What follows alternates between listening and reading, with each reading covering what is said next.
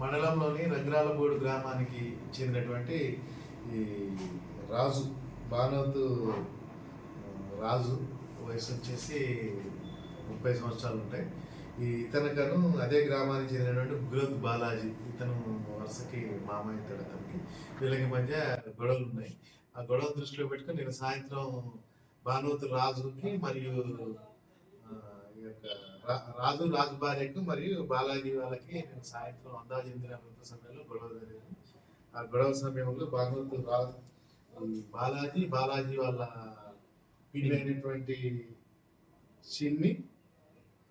చిన్ని వాళ్ళ పేట అఖిల, వాళ్ళ తల్లి కౌశల్య, ఈ ముగ్గురు యొక్క ప్రోద్బలంతో ఈ యొక్క బాలాజీ గొడవ జరుగుతున్న సమయంలో ఒకేసారి అకస్మాత్తుగా తన దగ్గర ఉన్నటువంటి కత్తి తీసుకొని వచ్చి పాతకక్షను దృష్టిలో పెట్టుకొని యొక్క రాజుపై విచక్షరహితంగా దాడి చేయగా రాజుకి తీవ్ర గాయాలైన అతని వెంటనే ఇల్లెందు ఆసుపత్రికి, అక్కడి నుంచి ఖమ్మం మెరుగైన చికిత్సలను వరంగల్ పంపించడం జరిగింది.